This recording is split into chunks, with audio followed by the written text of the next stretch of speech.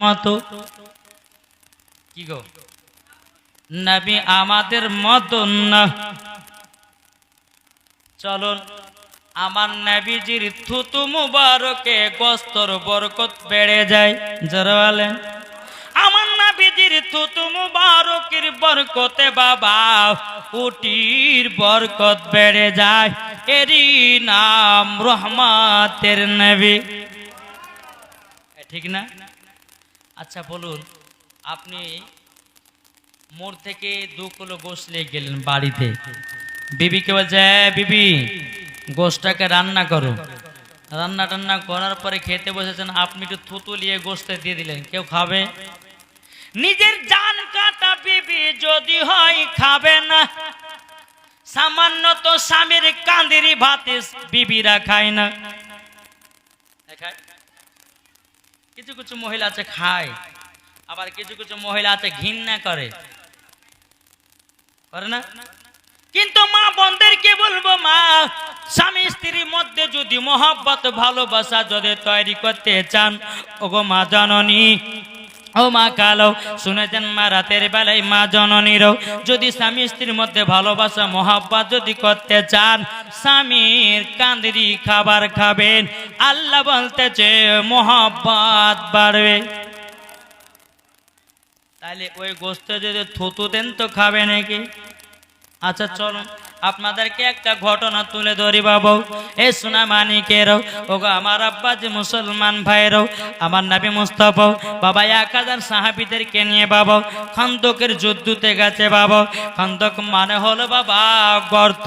এ সোনা মানিকেরও, ওগো আমার মা কালো, আমার নবীজি 1000 সাহাবীদেরকে নিয়ে বাবা টুকটুক টুকটুক করে আপনার গেছে যুদ্ধতে। আমার নবী মুস্তাফা একটা গর্ত বাবা করতে করতে করতে যেন পেটে যেন নবীজির পাথর বাঁধা।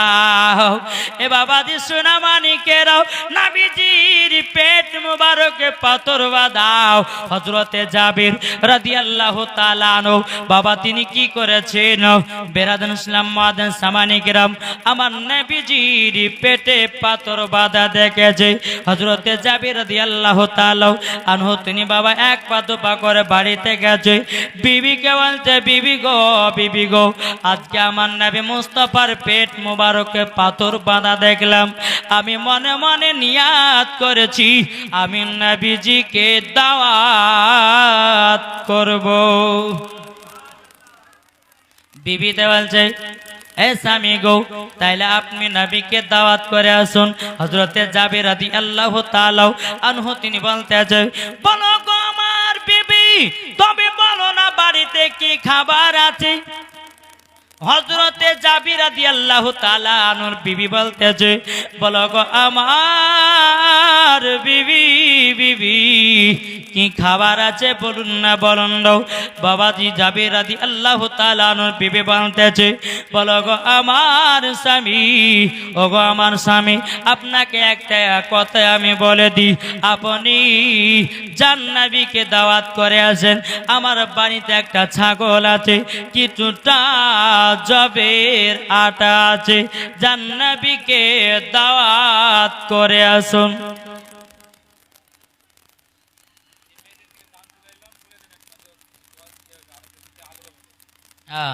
এই দেখেন আমার মা বোনেরা অনেক টাকা দিয়েছে। আল্লাহ গো আমার মা বোনেদেরকে খাতুন জান্নাতের মতো নারী বানায়া নিও। জোরে বলুন না আল্লাহুম্মা আমিন। আবার জাবির রাদিয়াল্লাহু তাআলা আনহু তিনি বাবা টুকটুক টুকটুক করে বাবা আমার নবীজির কাছে গেছেন। হযরতে জাবির রাদিয়াল্লাহু তাআলা আনহু বাবাজি আমার নবীজির কানে কানে বলতে, জগো নবীজি আমার বাড়িতে নবী গো আপনার দাওয়াত থাকলো। হযরত জাবির রাদিয়াল্লাহু তাআলা আনহু তিনি নবীজির কানে কানে গিয়ে বলছে, হুজুর আপনার দাওয়াত থাকলো আমার বাড়িতে। আচ্ছা যুদ্ধের ময়দানে কতগুলি সাহাবী আছে? 1000। জাবির বলেছে নবীর কানে কানে দাওয়াত। আমার নবীজি চিৎকার মেরে বলতেছে, বলো গো আমার সাহাবীরাও তোমাদের সকলের জাবিরের বাড়িতে দাওয়াত থাকলো। হযরতে জাবির রাদিয়াল্লাহু তাআলা আনহু তিনি বাবা চিন্তিত হয়ে গেছে, বলে আল্লাহ ওগো রব্বুল আলামিন আপনার কাছে একটাই আবেদন করব গো আল্লাহ, আমার বাড়িতে 1000 সাহাবীর আসবে, আমি খাবো কেমন করে? একটা তো ছাগল আর কিছুটা জবের আটা আছে, আমি কিভাবে কি করব? বেরাদা টুকটুক করে জাবির রাদিয়াল্লাহু তাআলা আনহু তিনি বাড়িতে গেলেন। বাড়িতে যাওয়ার পরে বলতেছ গো আমার বিবি গো, তবে শুনে নাও তোমাকে একটা কথা বলি গো বিবি, আমার নবীকে আমি দাওয়াত করলাম, আমার নবীজি 1000 সাহাবীদেরকে দাওয়াত করেছে। ও গো বিবি খাবার কোথায় পাবো বলো নাও।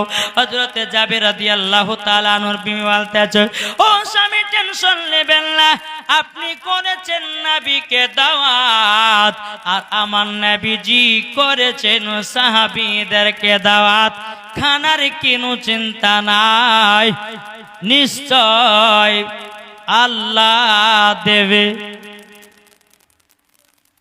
আচ্ছা বলুন, এই জায়গাতে যতগুলি মানুষ আছে আমার কমিটি ভাইরা কমসে কম বাবা যে 20 পাতলা বিরিয়ানি করেছে, আর এখন যদি বাবা দেখছেন প্রায় 50,000 মানুষ চলে এসেছে। 50,000 মানুষকে আপনার 20 পাতলা বিরিয়ানিকে কি বোঝানো যায়?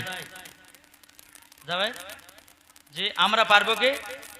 কিন্তু আল্লাহ যদি সম্ভব করে তো ইনশাল্লাহ হবে, ঠিক না? তো বাবাজি মুসলমান সোনা মানিক একবার দুরূদ পড়তে বাবা, আল্লাহুম্মা সাল্লি আলা সাইয়্যিদিনা মাওলানা মুহাম্মাদ আলা আলি সাইয়্যিদিনা মাওলানা মুহাম্মদ সাল্লাল্লাহু তাআলা আলাইহি সাল্লাম। বাবাজি মুসলমান ভাইরাও এদিকে হযরতে জাবির রাদিয়াল্লাহু তাআলা আনহুর বাড়িতে বাবাজি ছাগলটা ছিল। বাবাজি সকাল বেলাতে বাবাও আপনার হযরতে জাবির রাদিয়াল্লাহু তাআলা আনহুর বাড়িতে বাবা দুটি সন্তান। কটা? দুটো সন্তান। আমার মনে হচ্ছে আপনার মন দিয়ে আওয়াজ শুনছেন না, কি গো? মনে মনে ভাবছেন কখন দিবে বিরিয়ানি, কখন খাবো, ঠিক না? কি গো ভাবছেন না বাবা? একটু মন দিয়ে শুনুন বেরাদান ইসলাম মাদান সামানিকরাও, এই সোনা মানিকেরাও, আমার হযরতে জাবির রাদিয়াল্লাহু তাআলা আনহুর বাড়িতে বাবা দুটি সন্তান।